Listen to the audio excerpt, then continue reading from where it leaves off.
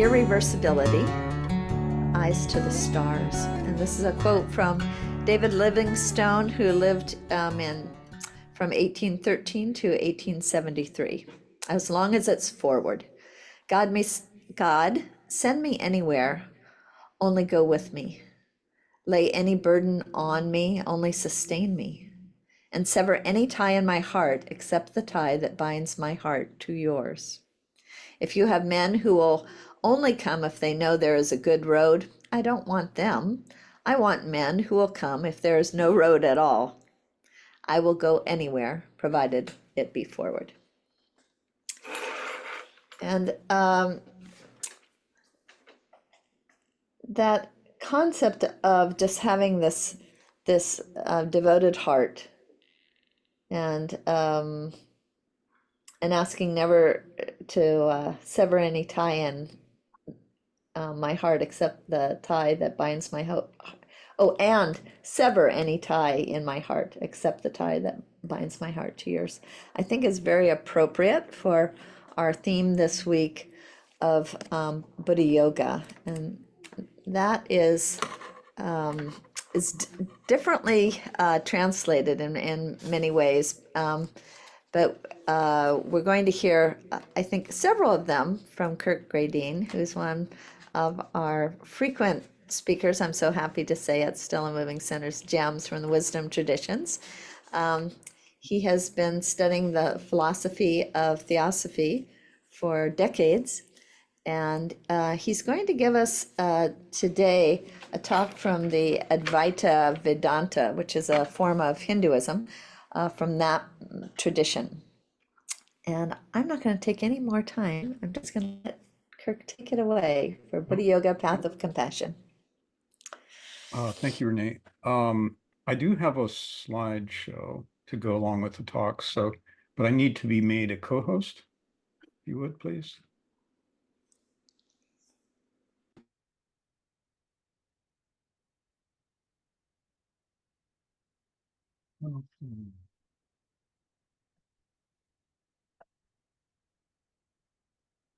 So, greetings, everyone. In many ways, this talk will be a kind of continuation of the talk I gave a few weeks ago from the same tradition, but this time focusing more centrally on one of the central texts of Advaita Vedanta, which is the Bhagavad Gita. And I wanted to open with a quote, a really magnificent quote from the Gita.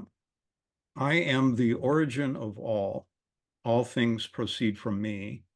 Believing me to be thus, the wise, gifted with spiritual wisdom, worship me. Their very hearts and minds are in me. Enlightening one another and constantly speaking of me, they are full of enjoyment and satisfaction.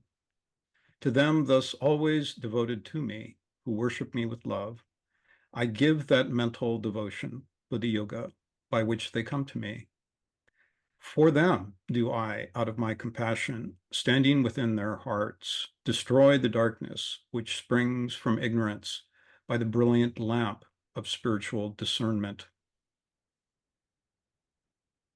And as this quote illustrates, the idea of Buddha yoga, as we're discussing it today in the context today, is primarily derived from this classical Hindu text, which the title is often translated as the Song of the Lord or the Book of Devotion. And it is considered one of the best known and most influential of all Hindu scriptures, and a text that is central to Advaita Vedanta.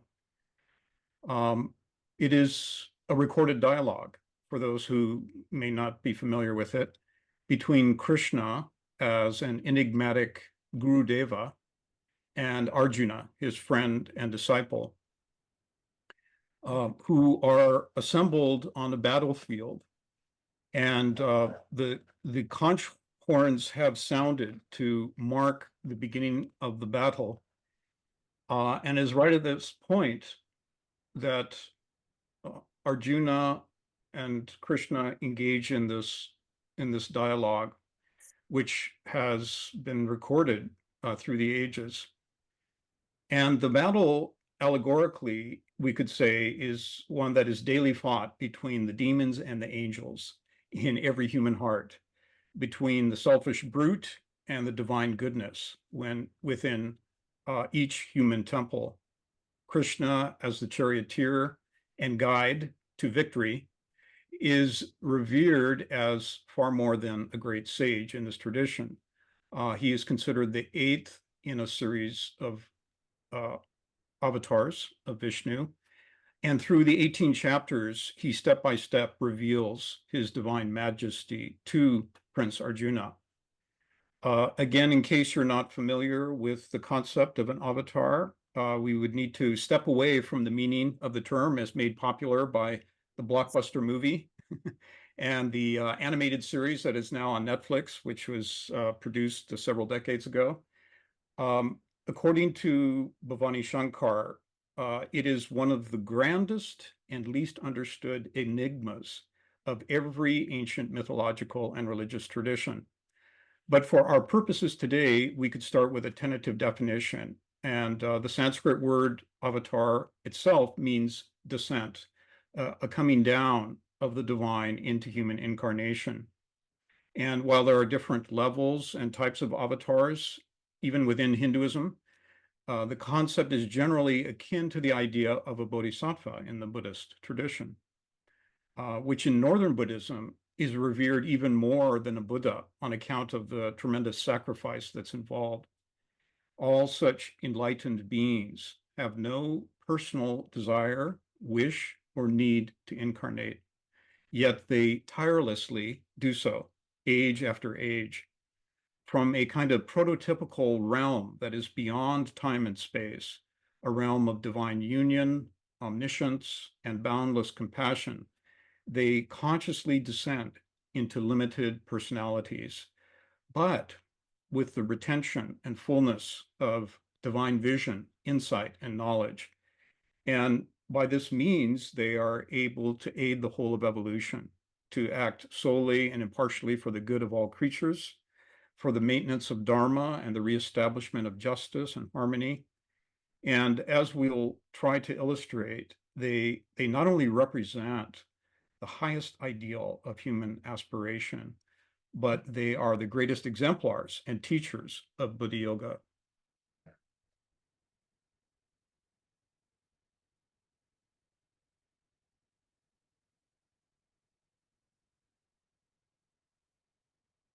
Sorry. Is that Here we go. The teaching of the Gita is only 700 verses, but it is part of the longest epic poem known to human history, called the Mahabharata. Um, the Mahabharata is 4 times the length of the Ramayana and 10 times the length of the Iliad and the Odyssey. The Gita is just a small slice out of that, but for some scholars, the entire poem of the Mahabharata is a kind of explanation of the avatar, as well as the Gita itself. The Gita was first published into English and French in 1785 and is now available in over 2,000 renditions and 75 languages. Because the Sanskrit is so multivalent and multidimensional, many Sanskrit words have no English equivalent. And differences between translations are significant and can result in an entirely different understanding of what is meant in the text. There are 2 renditions that I have on the screen here, which I consider the most enlightening. Both of them can be purchased online. The first on the left was first published in 1890. It was a recension drawn from many other translations by William Quan Judge. And what's nice about this one is it fits in your purse or your back pocket. It's a tiny little book, but a beautiful translation. And then the other, which is a much more scholarly volume, is the Bhagavad Gita and Uttara Gita, edited by Raghavan Iyer, which has a magnificent introduction, several introductory texts, a glossary of terms, a guide to pronunciation, and all kinds of helpful aids. And it also has the original Sanskrit, along with the English translation, and then a quote drawn from mostly from the Hindu tradition, but also from other traditions, that helps to unfold the many layers of meaning that can be found in each verse. So if you were interested and hadn't yet read or studied the Gita, I'd recommend either one of these. And in the volume edited by Raghavan Iyer, there's this beautiful quote from Shankaracharya. The famous Gita Shastra is an epitome of the essentials of the whole Vedic teaching. A knowledge of its teachings leads to the realization of all human aspirations. Shankaracharya is considered an adept, a true and very wise teacher, and also the kind of epitome of the Vedanta or Advaita tradition, as I mentioned last time. So in the Hindu tradition, Krishna is regarded as both a universally omnipresent divine principle and a historical personage who died in 3102 BCE. And this gives us an approximate date for the origin of the Gita itself.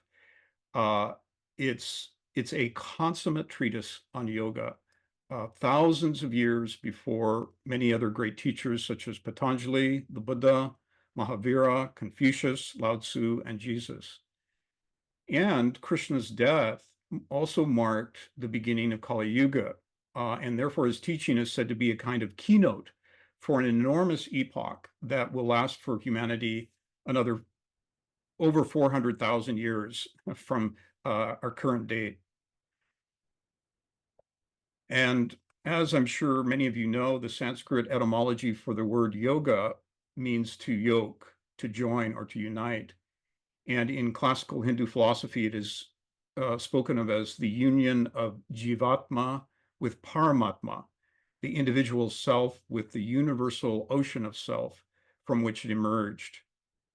And yoga can also be understood as the practical discipline or path which aims to bring about that union.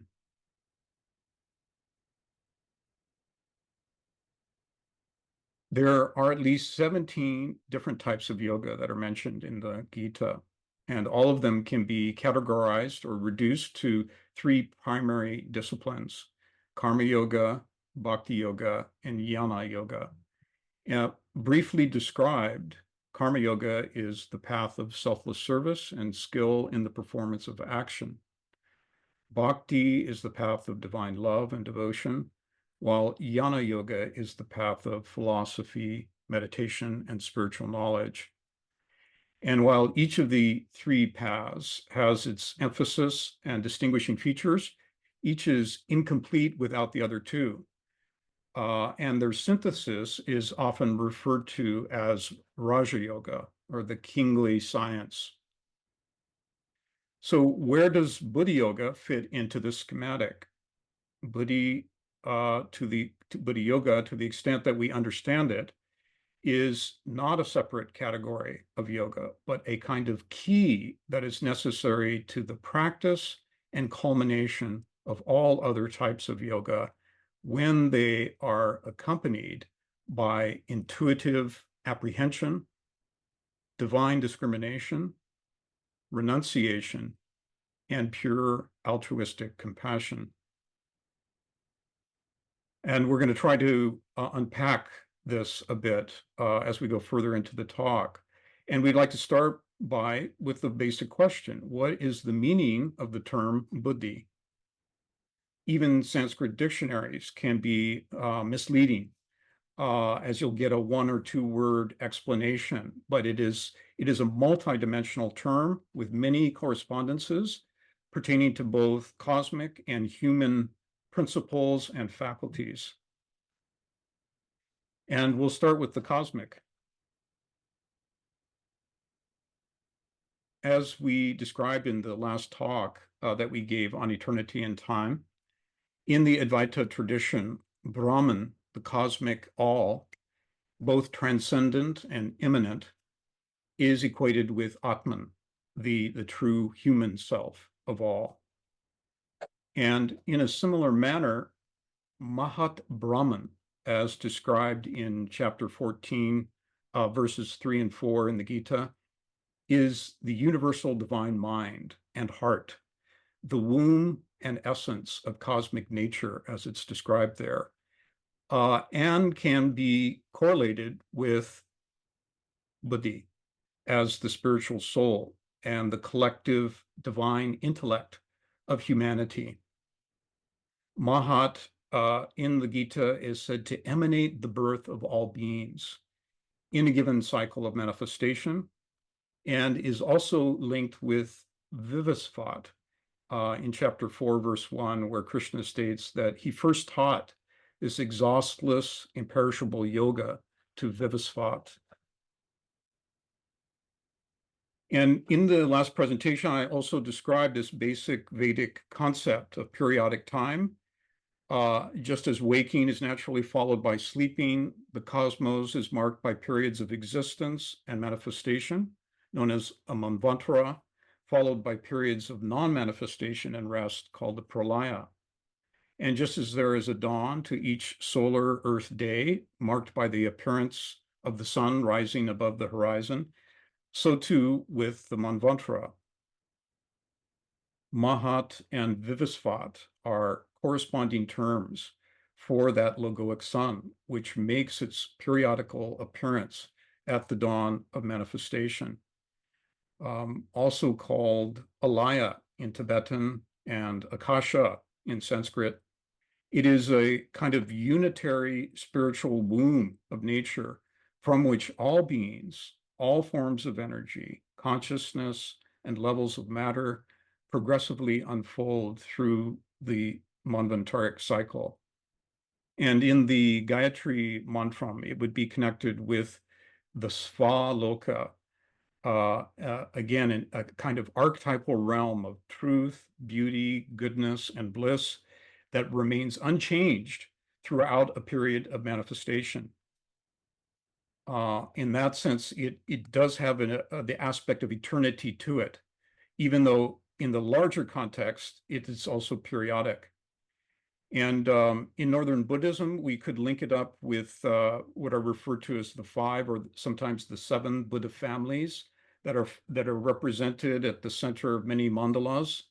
And in the Bible, it could be compared to the light and the word that was in the beginning. In St. John's Gospel, it's the verbum, which was with God, and the word was God.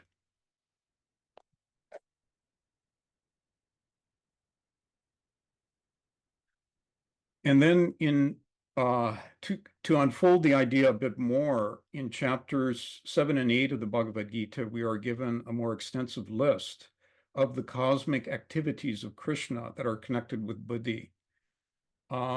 In describing the fourfold mysteries of his inner nature, Krishna uses these 4 terms: Adiyatma, Adidaivata or Adidaiva, Adibhuta, and Adiyajna.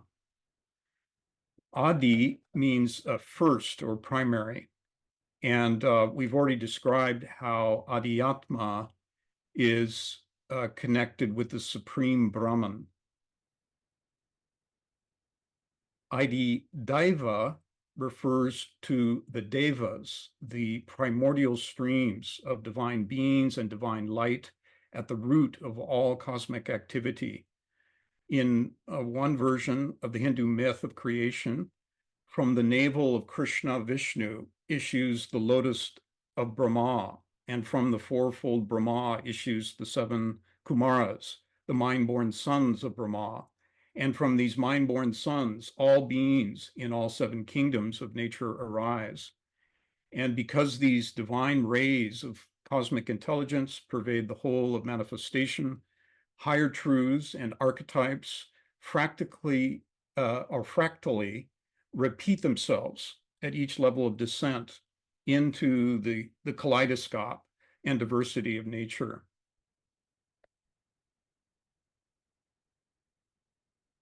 This compassionate descent from unity into multiplicity, from above below, is called Adi Yajna, the great sacrifice.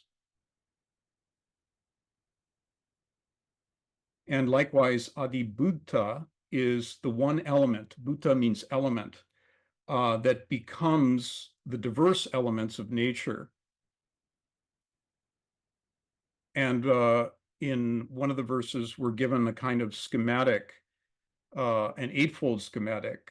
Buddhi radiates manas. Manas gives rise to ahankara, which is the sense of I or egotism, and manifests in ether.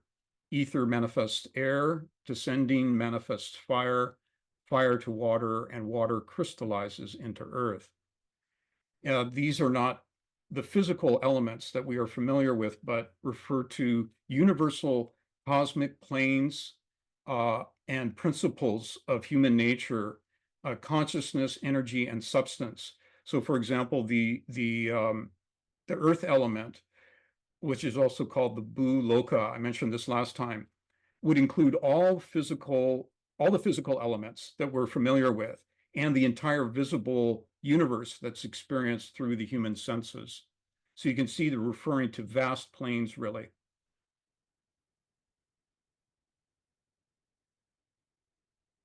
And through this descent from one into seeming many, Krishna is said to not only reside in the hearts of all creatures, but in every drop of water and every speck of dust. We have this beautiful passage from chapter 7. I am the taste in the water, O son of Kunti. I am the radiance in the moon and the sun, and the sacred syllable Om in all the Vedas. I am sound in space and humanity in men. I am the sweet fragrance of the earth, the luminous glow of fire, the vitality in all beings, and I am the fervor of austerity in ascetics. Know me as the eternal seed of all beings, O son of Pritha. I am the wisdom, Buddhi, of the wise and the radiance of the radiant.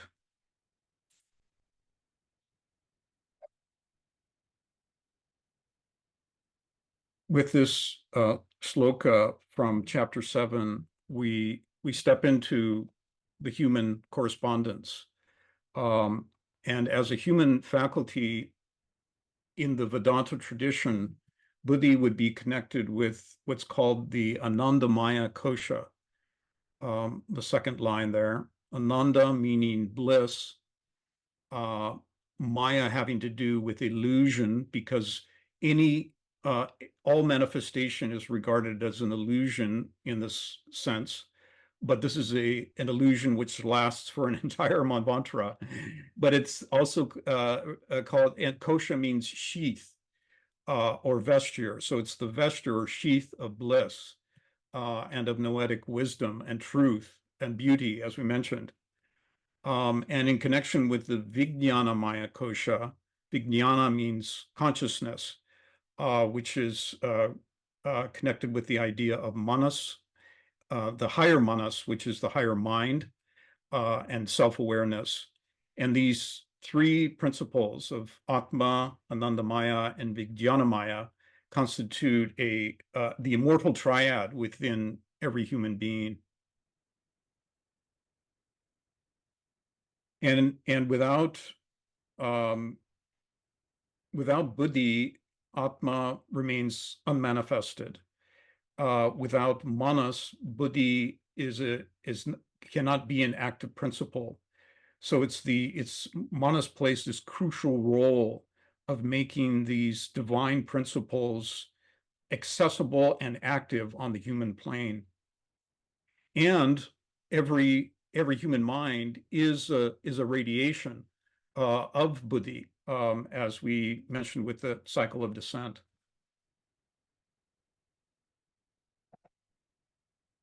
So according to the Gita, Buddhi is also the source of all steadfast devotion, of higher soul qualities and virtues exhibited by any human being. To those who are constantly yoked and worship me with love, I confer that intuitive understanding by which they approach me.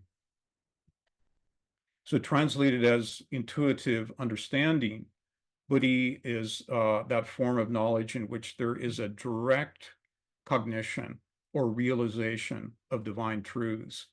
And to say that it is conferred by Krishna is to affirm that it is innate within each being.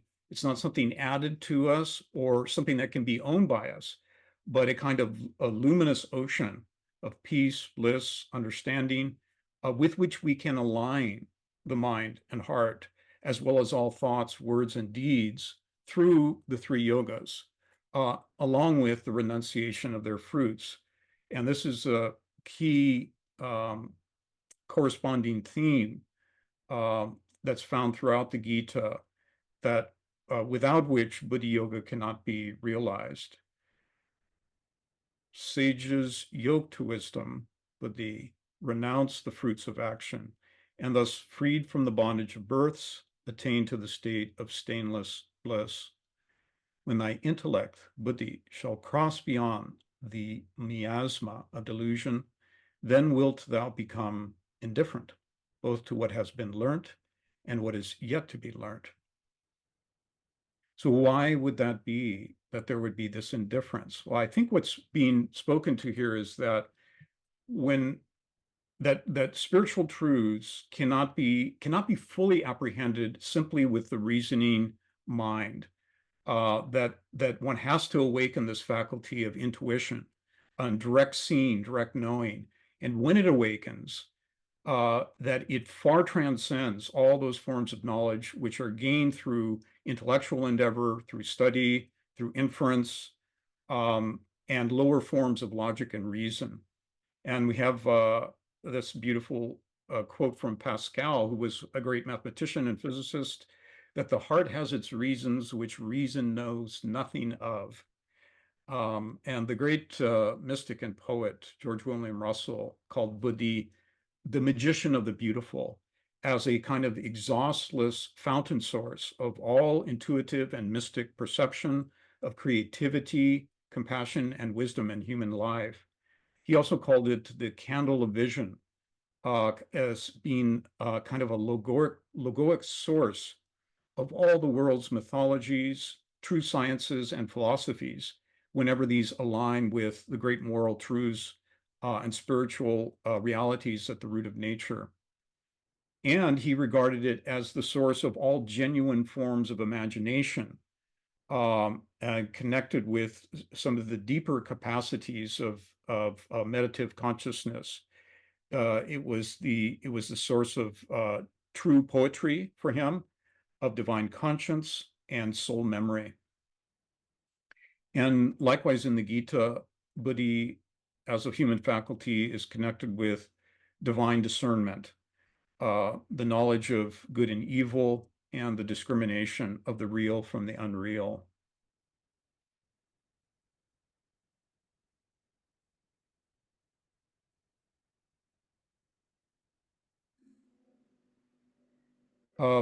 So we're wrapping it up here, and we want to mention that there's a vast and complex mythology also that helps to enrich our concept of what is meant by these ideas. And we've just given you kind of a basic outline and some definitions.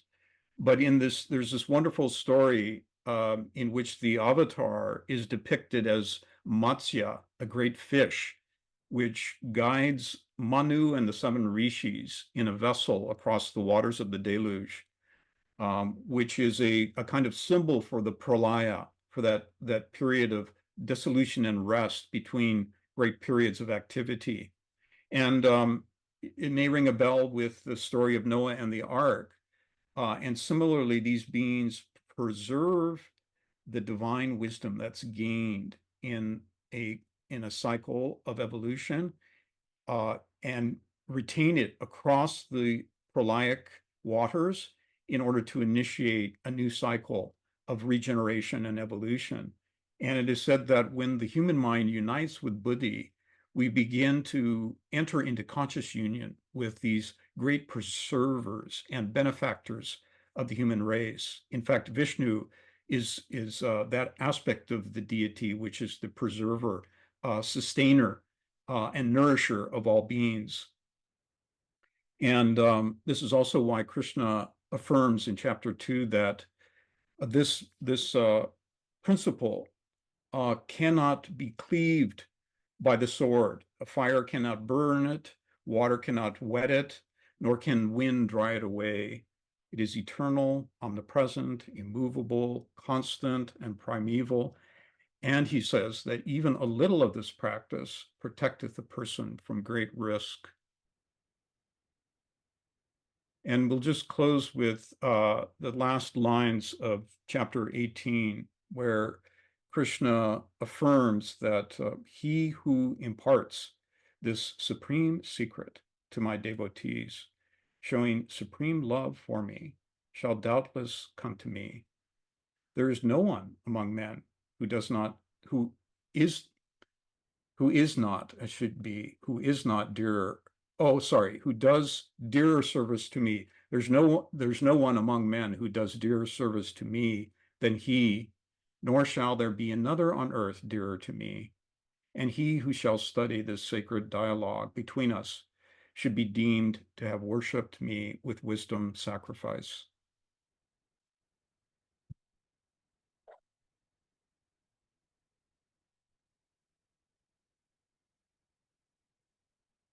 And that does it.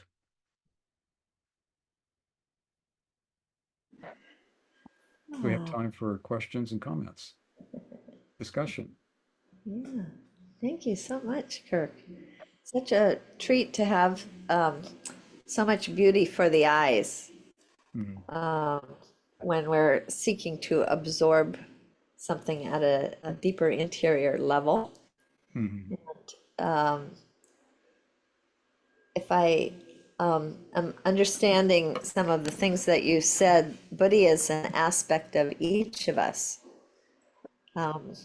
It's something we could think of as being like between our highest, most divine self and the human thinking, choosing mind, and it's something that has both a very broad vision that can also see into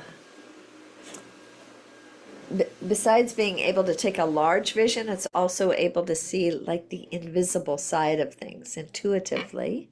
Yeah. And then it doesn't just see it, is also in is imbued with compassion, Yes. love. Yes. Well, it's we only briefly went over this aspect of it, but that whole idea about the descent and reflection at um, lower and lower levels till we get to our visible universe and our daily experience is that it is omnipresently manifesting through all things and not just in a sort of amorphous mystical way, although that's true as well, but that it provides a kind of knowledge in which the the large can be understood within the small. So you begin to see archetypal essences and truths in the smallest situations, and thereby understanding better what needs to be done or what can be done for the benefit of another or for the benefit of the beings involved in whatever activity one is engaged in. And so it's also kind of a dissolution in that sense of barriers, because it brings to awareness, conscious awareness, our divine purpose, right? As rays of the divine, and that nothing is separate from that. So it begins to you could say inspire um, at a deep level, our capacity and our awareness of what can be done to elevate and to aid. But with deep understanding, right? So that's the other principle of it. It's like penetrating through the veils of nature to seeing the underlying essences. Does that help? Yes, very, very, very much. And Diana. So you're when you say it, you're talking about Buddhi Yes, all yes, this time. Yes. yeah. I just Diana? want to As thank far you. as I understand it, anyway. Yeah. I Should want always to. add that. This is, this is limited consciousness here. I really want to thank you. I know nothing about what you were talking about, and I was listening with my heart instead of my head because I could get caught in head trying to understand it. And Mm, so, but what one of the things that struck me was the four under Ra. I took a picture of it so I'd remember. mm, Raja Yoga. You said intuitive apprehension, and it was almost like I'm going to try to put this in my words, and you can tell me if I'm getting it or not. Is what I'd like. hmm. Intuitive apprehension is really understanding the oneness of everything in everything and listening to divine as a way to understand.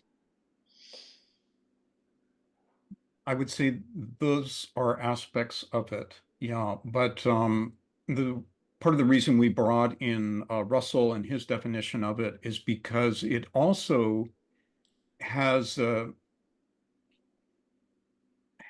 there's been many studies done about the faculty of intuition, and the way that it functions, even in fields and in realms where you would think that strict logical or mathematical thinking is would be the sort of underlying impulse for new breakthroughs. There was a fellow named Jacques Hadamard, who lived at the same time as Einstein, and he himself was a mathematician who developed new realms of mathematics. Very brilliant guy, but he also wanted to understand because he had several experiences in his own life where he would be consciously working in a certain direction on a problem and hitting a wall and not being able to penetrate or go further than a certain level, and be kind of blocked in his uh, effort to develop and understand a certain problem, and that after setting aside the problem, he would sometimes it would be weeks later, months later, he would and he connected it with sleep states because he often had these direct insights into whole new realms of mathematics just upon waking from sleep. And he said in one case that it was an intuition, right? That's why I'm trying to unravel a bit of what is meant by an intuitive apprehension of something, right? It's a higher level of the mind, which uh, can be accessed, that has um, a kind of revolutionary effect when it illuminates the conscious mind, when it comes to the conscious mind, because it transcends our normal barriers of rationality. So in Hadamar's case, he one morning he woke up and he saw on the wall a kind of geometric diagram that solved a problem that he had been working on, but in a completely different direction than he had been thinking the solution would lie, a completely different approach. And to unravel it, he had to develop other forms of mathematics that had never been developed before in order to explain it, right? The classic example is it was another mathematician named Ramanujan who used to get in dream states, he would have proofs shown to him by he attributed it to a Hindu deity Namagiri, who would like unravel these scrolls in his dreams, and he would intuitively know that they were true. And so he'd wake up in the morning, he'd write them down in his notebooks, and he started showing it to other mathematicians, And the guys who knew what they were saying realized, oh, this is completely brilliant and path breaking. And so he eventually was sent to Oxford to study under the very best mathematicians at Oxford. And there's been a film made about this, which is really quite good. But anyway, they are still, he died at a young age in his early 30s, and they are still trying to develop proofs for the mathematics that he showed in his notebooks, and that some of them have come to solve problems for black holes, for cancer research, and space travel, and all kinds of things that were not even developed when he was. I mean, he had no awareness of those sciences when he was, living and working. So it was like a huge step forward for mathematics in that sense. So that is one of the aspects of intuitive apprehension that is said to be, to my understanding, that when you're talking about spiritual truths, that kind of faculty needs to be awakened, because it's not something that can be formulated into language entirely. I mean, you can point towards it, and this is that whole analogy of the finger pointing to the moon. It's helpful to have a finger pointing towards the moon, but it's not the moon, right? So all forms of language, in a sense, are attempts to point their fingers pointing to the moon, but they're not the moon. And intuitive apprehension is when you're seeing directly the moon, right? And you don't need anyone to tell you what it is, because you're seeing it, you're experiencing it, So yeah, that's apparently that's the case with, the deepest truths having to do with the spiritual path and spiritual knowledge. Thank you so much. That was really helpful. So I appreciate it. Thank you. But of course, it is, like you say, it is connected with unity. That's the other aspect of it, right? And there's many mystical experiences that have that underlying apprehension, which you could say it's a feeling, it's a mental, it's a state of consciousness, right? It's more like a feeling nature. So it's again the dissolution of all boundaries, and that's one of the that you see in descriptions of many mystical experiences, is a sense of unity with all that is. But then there's also, in some cases, very specific, you could call it information about the nature of time, of the nature of being, of our true being as being divine, what it means to be both an individuated, ray of consciousness, but also one with all other rays of consciousness, and so on. So there's you could say various levels, and a great, it's like that's why it's spoken of as like the storehouse of wisdom, because it's not something empty at all, and not just something amorphous and unified. It has it's knowledge, it's crucial knowledge, in fact, that you could say that all the great teachers have tried to represent to us and direct us in trying to awaken within us. Thank you for the question. I probably, just in with those two questions, I think I've done a better job of explaining what Buddhi is in the talk. So it was very helpful. Thank you. Yeah. Kirk, one of the themes I think in the Gita is the idea of renunciation. Mm-hmm. And renunciation being higher than even meditation at some point. Yeah. And renunciation, of course, really means letting go. And I think when you're in a Buddhic state, it's easy to let go of a lot of things, or at least to put them in their proper place and not overemphasize them.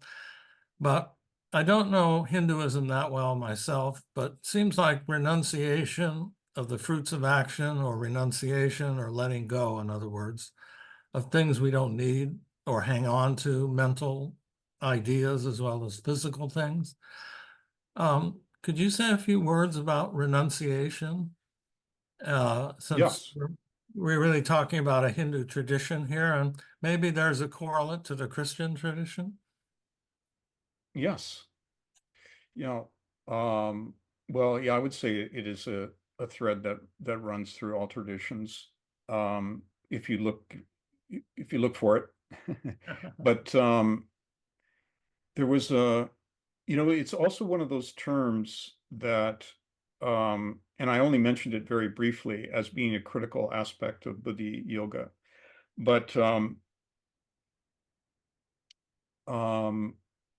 it was we were part of another Zoom group just a couple of days ago, where one student defined it from the Tibetan definition as the spirit of emergence.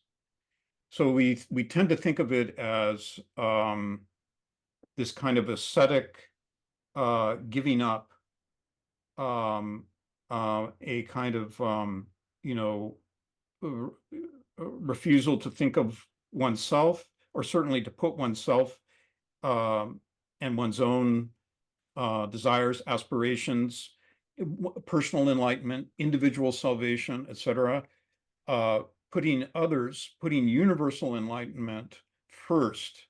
And in that sense, it's kind of like I like the analogy of the Copernican revolution, right? So that instead of everything circling around the Earth, which is me and my enlightenment, the Earth is circling around the sun. Everything's circling around the sun. So the Earth gets its light. It's not left out. The Earth is still getting what it needs, but it's focused on the whole, on the benefit of others, on what on the awakening, on universal awakening rather than individual awakening, and that puts everything in a different perspective, right? And that actually this idea of the spirit of emergence is that awakening of that capacity for giving, I think, which we all have experienced, where we find such delight and joy in when we find a way to be of true value to another person, right? And to say something or do something that really uplifts them, that helps them. That that's really, some of our most meaningful experiences, right? And so that whole it's a Christian thinker actually that said that, I'm forgetting the name, but that we tend to think that life has to do with having and getting, and that's where we're going to get happiness, by having and getting. But actually, it's by giving that happiness arises. That's where true joy arises, right? And so if you think of it in that way, then it does kind of merge with the idea of compassion, that it's the heart expanding to include all others, to enrich, to one's fundamental motivation being to enrich and aid and benefit others. That's also spoken of in the Buddhist tradition as bodhicitta, the seed of altruism that's within every human heart. So it's natural, it's there, it's latent, it's just waiting to be awakened, and it's really the source of joy for at every step along the way in the path.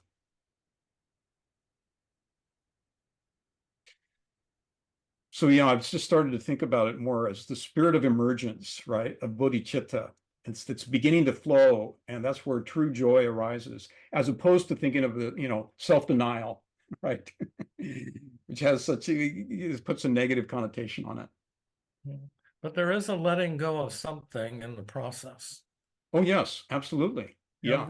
And the letting go, as I've heard you, is letting go of personal desires or likes and dislikes, or or letting go of a negative attitude that, whether it's true or not, let's just let go of it because there's a higher joy in relating to other people. Yes. Yeah. Well, ultimately, it's undoing the knot of egotism, which wants, which wants something for itself. And again, I know that's a critical point, Maurice, that it is a kind of a flow, a releasing, and initially it can be painful, right? Yeah. But because it is a kind of denial of what we regarded as so precious, but in Right. fact was just a knot that was blocking us from being of aid and fulfilling our true purpose. And that's also part of the battle of the Mahabharatan battle, right? And that's why it's not just a easy peasy street, right? It's a war between that part of ourselves that we've nourished for so long, over many lifetimes, that we hold precious and we think is so valuable, but it's a block and it's a cloud, it's a shadow of delusion, and a sense of separateness that is actually preventing us from truly entering on the path and fulfilling our dharma. Yeah, because the self-cherishing one becomes attached to my self-cherishing little things that I like or that I want to hang on to. Yes. And that attachment, of course, is an illusion because it's only temporary at the best, because it's going to go away. So we're not really speaking from the point of view of the immortal soul. It doesn't mean that much as we attach to it from our temporary persona, our self-cherishing thing. And so that's why it's kind of hard, but you got to kind of loosen that up a little bit to let the Buddhic light that you were speaking of come through, the insight that you could see to put it in its place or let go so you can move on with a Yeah. different kind of energy.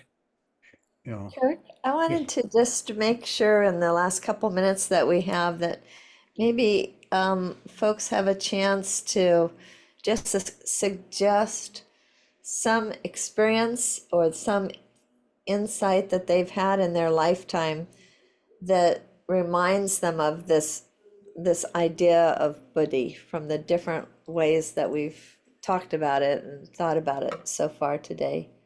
Is there something in your life that you can relate to this concept of Buddhi? Some experience you've had, some way of thinking?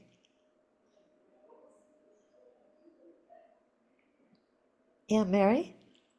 Thank you, Kirk. I was just really comparing what you had to say with what how I was raised in my church tradition, my Catholic tradition, and really God, all he wants is for us to love him and to love each other. And it's amazing how we've come so far and how many of the traditions, like you mentioned, they have the same core idea. You know, they have what we are supposed to do, but how we've come so far, how there's, there's war, there's atrocities, what man does to their fellow man. And it's even if you're just starting out, you're a kid, you're trying to just get through school, you just trying to get a job, and how that seems to take over. And like Maurice said, our egos, our self, we forget that there's so many other people in our lives that we should be taking care of. So thank you. That was a wonderful revelation to me about how so many of our faith traditions have the same core. Thank you. Mm-hmm. Yeah. Thank you, Wonderful Mary. comment.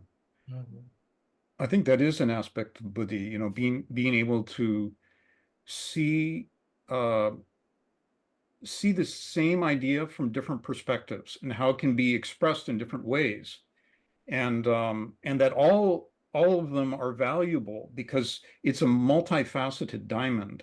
So just one view is not going to give you the full view of it. So yeah, to me, it's always helpful to try and see how it connects up with other traditions. So thank you, Mary. Yeah. And you also talked, Kirk, about how uh, Buddhi allows us the intuition to see how we can apply some grander idea into a particular context in a way that is so appropriate, and that then becomes some of the most fulfilling, um, soul experiences for us in Yes. our lives. Yes. If I could, we only have a minute, so someone else should speak. I've taken up too much time speaking, but I just wanted to say that one of the other really beautiful ideas that's connected with Buddhi is that it's a kind of archetypal language. It awakens, from what I understand, it awakens the capacity to understand any being of whatever kind and to also communicate with whatever being of whatever kind, whether that's whatever kingdom of nature. And so that, in the Christian tradition, there's that at the Pentecost where the tongues of flame descend upon the disciples, and suddenly they're able to speak in a way that all different people and speaking different languages understand what they're saying. How is that possible? But apparently that is one of the faculties that gets awakened, so that is said about great beings. They understand what is passing in the mind of an ant. And they can, so it's this, it's kind of a fundamental archetypal language that transcends what we normally think of as all the barriers of communication. And ultimately time and space as well. So, but I'm not going to go there. So when we practice Buddhi or yoking ourselves to this aspect of ourselves that we all have, whether or not we're allowing that light in, then evidently it sounds as if it opens us to all sorts of possibilities that are within our realm of potential. Yeah. Known Now, or for unknown story. example, have you ever had like a bird appear on your windowsill at kind of a really crucial moment, and somehow it was deeply meaningful, and you kind of understood at some level what the bird was conveying, right? And you sent out, thoughts of love and appreciation towards the bird. So I think those, if you stay awake to those kinds of possibilities, that nature doesn't fail to speak, that in fact we are all the time in communication with all these dimensions of nature, and we're just not aware of it. And if we're receptive, we can start to pick up on things here and there. I've had some personal experiences with birds that I just blew me away, completely blew me away. So anyway. Oh, I can't wait to hear those stories. Let me tell you about next week. We have something really different, and while I'm telling, I hope that one of you will um, volunteer to give a vote of thanks. Next week for Sita Jayanti, which is the symbolic celebration of Princess Sita, and we've already heard about Hanuman and Sita's husband, Prince Ram. We are going to be taking up the topic of Princess Sita, Resolute, and the person giving that presentation played the part of Sita in our last version of the Ramayana, our enactment of it. In addition to that, we're going to stay an extra hour. We have someone who is visiting the islands. He is somebody who has done a lot along the lines of forest bathing, and I'm looking at Carolyn's screen and kind of imagining going through that with a forest bathing guide. And so he was introduced to us as somebody who would be a wonderful contribution to GEMS, and we just wanted to take it up as a topic, this idea of guiding. And it's related, I think, to Princess Sita because she was born of the earth. She was found in the furrow of a field that the king, her father, was plowing. So she's supposed to be the daughter of the earth. And it's Mother's Day, and so it all seems to be quite related. I think we're going to be able to pull these together. So we'll have 1 hour with Sita and then 1 hour with this forest bathing guide to consider the tradition of guiding. So that will be at 3 o'clock and 4 o'clock. So have a double header next week. Something to look forward to. And the week after that, we will be considering the Great Renunciation from the Buddhist tradition. And who knows, I may be asking Maurice about that after his question today. Which is perhaps very appropriate. So is there someone who would like to give a vote of thanks to Kirk for his very fine presentation today? I can do it. Thank you, Kurt. You always stimulate so many parts of my being with your talks that it widens me out into some things that I don't know about, but that resonate with my heart. And the words are different, but I really feel your heart with them and what you share. And it was really inspiring. So thank you so much. Thank you, Diana. And I think he manages to activate the mind and heart simultaneously. And the ability to do that, I think, is a Buddhic ability. So he models for us what he's been talking about today, I think. Yeah. So thank you so much, Kirk, and everyone in attendance. We enjoyed having all of you, and particularly we're so thankful to you, Kirk, for the immense amount of thought that you put into your presentation and the beauty of it as well. Great to spend some time with you all. Thank you. Aloha. Aloha. Aloha, and thank you, Kirk, Mahalo. so much. Mahalo, aloha, ahui ho. Hui ho, Sharon. Come again.